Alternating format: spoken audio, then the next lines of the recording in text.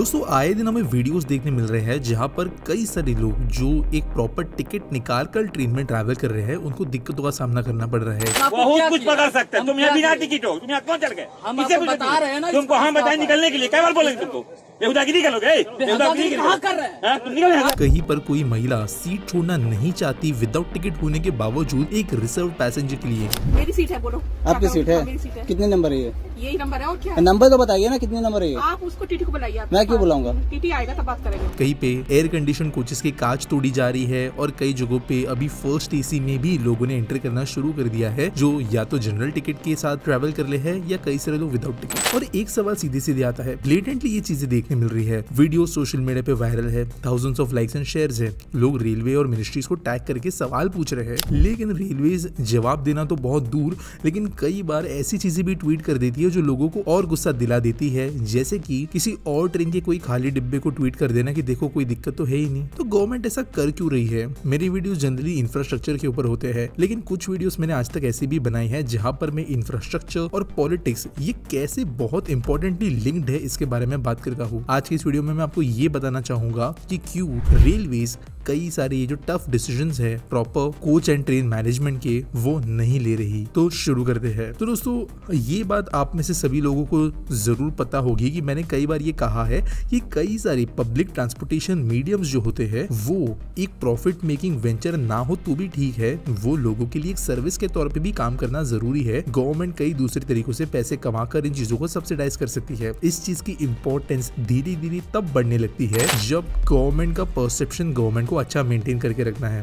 2024 वो साल है जब देश में जनरल इलेक्शंस हो रहे हैं और अभी कुछ जगहों पे तो पोलिंग भी हो चुकी है और कुछ जगहों पे पोलिंग होना बाकी है। ऐसे माहौल के अंदर गवर्नमेंट अगर अपनी इमेज खराब कराती है तो ये बहुत ही ज्यादा बड़े लेवल पे चीजों को इम्पैक्ट कर सकता है वोटिंग पैटर्न्स में। एक बात याद रखना जरूरी है कि हमारे यहाँ पर ही नहीं बल्कि दुनिया भर में लोगों की मेमोरी काफी शॉर्ट टर्म होती है। इसका मतलब ये है कि अगर आज आपको कोई डिसीजन लेना है वोटिंग के हिसाब से और कुछ दिन पहले ही अगर कोई घटना घटी है तो उसके हिसाब से आपका वोट जरूर चेंज होगा, लेकिन 4-5 साल पहले क्या अच्छी बात हुई या क्या बुरी बात हुई वो आज वोटिंग पैटर्न को डिसाइड नहीं करेगी। अगर 5 साल पहले आपको कहीं पे विदाउट टिकट होने की वजह से ट्रेन से निकाल दिया गया था तो जरूरी नहीं है कि आज आप उस चीज को मन में रखते हुए वोटिंग डिसाइड करोगे, लेकिन अगर कल परसों में ये बात हुई है तो प्रोबेबली आज वो चीजें अफेक्ट करेगी। बड़ी संख्या में ये गवर्नमेंट को नेगेटिव इम्पैक्ट दिला सकती है। अभी करेंटली हमारे देश के अंदर सीजन चल रहा है ट्रैवलिंग का, वेकेशन चल रहे हैं, लोग घूमने जा रहे हैं, लोग अपने नेटिव प्लेस जा रहे हैं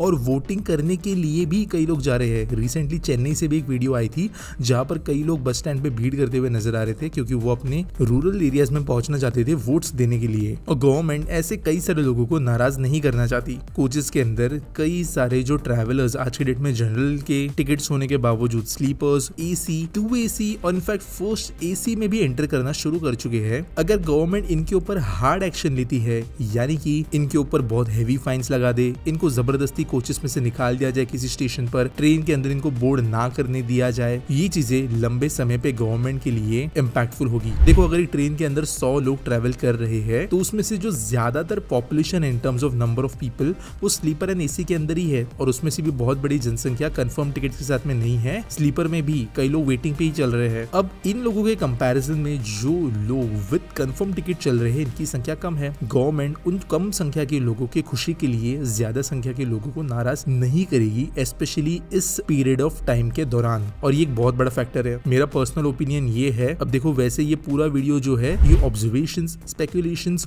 और पैटर्न्स को देखते हुए मैंने बनाया है। यहाँ पर इसके ऊपर आपको कोई संस्था की रिपोर्ट देखने नहीं मिलेगी और इसलिए मेरा ये ओपिनियन भी रहेगा इसके आगे कि इलेक्शंस खत्म होने के बाद में जब चीजें नॉर्मलाइज हो जाती है तो उसके बाद हमें जो एक्शंस होते हैं लोगों के ऊपर जनरली, क्योंकि रेलवेज की ये परिस्थिति पिछले कुछ महीनों से ही देखने मिल रही है, वो ज्यादा स्ट्रिक्ट होना शुरू होंगे। हमें कम विदाउट टिकट लोग देखने मिलेंगे, विदाउट टिकट लोगों के ऊपर एक्शन होगा। लेकिन यहाँ पर कहीं ना कहीं सिस्टमिक इशू भी है। ये प्रॉब्लम आनी ही नहीं चाहिए और प्रॉब्लम आ इसके लिए रही है क्योंकि हमारे देश की पॉपुलेशन की सबसे कैपेसिटी बिल्ड नहीं की गई। ऑनेस्टली अगर कहे तो यहाँ पे पिछले कई सरकारों के भी दोष है, लेकिन फिर भी जो करंट गवर्नमेंट है वो लंबे समय तक पावर में रही है और कैपेसिटी बिल्डिंग यहाँ पर बहुत बड़े लेवल पे भी होनी चाहिए थी। मैंने ये वीडियो भी बनाया था कि कैसे एसी कोचेस की संख्या बढ़ रही है, जनरल कोचेस स्लीपर कोचेस अब नहीं बच रहे maximum number of long distance trains में। और ये भी कहीं ना कहीं पे इंपॉर्टेंट फैक्टर है इस पिलेज के पीछे जो जनरल एंड स्लीपर कोचेस में से एयर कंडीशन कोचेस में हो रहा है। ये फिर से उन्हीं दिक्कतों में से एक है कि अगर सॉल्यूशन जो पता है उसको इम्प्लीमेंट कर दे